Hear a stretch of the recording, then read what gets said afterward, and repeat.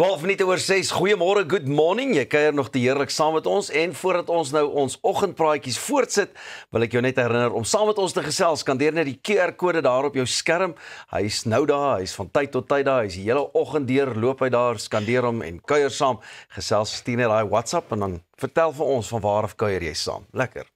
Dankie Pieter. Ja, stuur 'n boodskap. Thys, ek is bly jy staan nou hier, sodat ek 'n oogie oor jou kan hou. Jy lyk spoggerig, hoor. Ja, ek probeer. Goed, ek wil gou by julle hoor. Maak julle gebruik van loyaliteitsprogramme en help dit julle om geld te bespaar? Ja. So 'n bietjie afslag en hier en daar swat. Altyd lekker. Ja, wat? Absoluut. Nou, ek het 'n baie interessante artikel op Business Tech raak gelees. Loyaliteitsprogramme is nou oral in Suid-Afrika met miljarde rand se punte en afslag wat jaarliks verhandel word. Volgens die nuutste Loyalty Landscape White Paper 2025 gebruik 82% van volwassenes sulke programme, meestal vir kruideniersware, brandstof en klere. Maar regskenners waarsku dat die Suid-Afrikaanse Inkomstediens moontlik binnekort hierop kan fokus. Nou, indien klante doelbewus hulle besteding manipuleer om punte te verdien of kontant te onttrek, kan dit dalk as belasbare inkomste beskou word. En die groot vraag is of loyaliteitspunte as kapitaal, soos 'n geskenk, of as inkomste, soos verdienste, geklassifiseer moet word.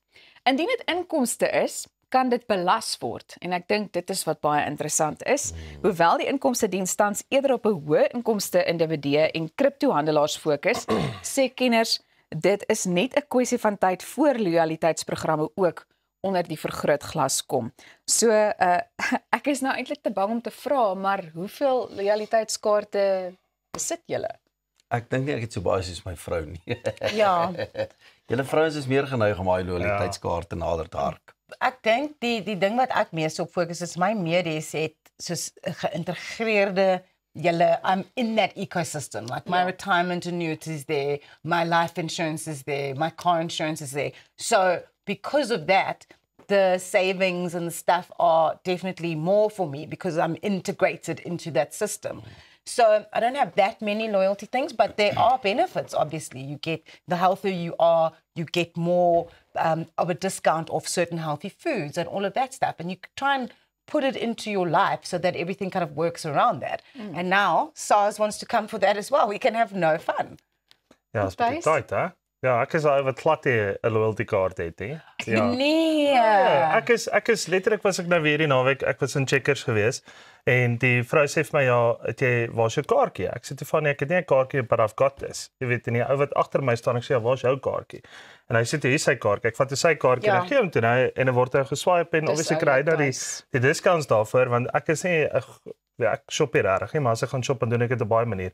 Maar om terug te kom by SARS nou, ek dink dit sal gesien word as inkomstebelasting noodwendig, maar wel skenkingsbelasting. En waarvan die eerste 100,000 is wat so 'n belastingvry, wat jy per jaar per individu kan verdien, belastingvry. Maar baie kere gebruik mense dit ook, jy weet, om weer geld te skuif na ander familielede toe of wat ook al die geval mag wees, jy weet, as skenkings om nie belasting daarop te betaal nie. Bo 100,000 kan belas word tot 20%. So dan het dit daai op die einde van die dag dink ek is waarvoor hulle gaan. Jy weet waarvoor hulle gaan soek.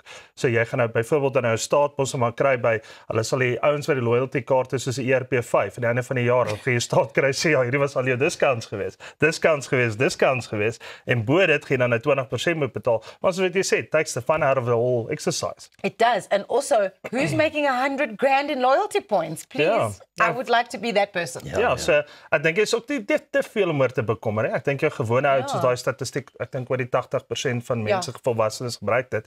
Ek dink nie noodwendig meer as hulle gebruik meer as 100,000 gesamentlik nie. So ek dink is te veel om te worry nou.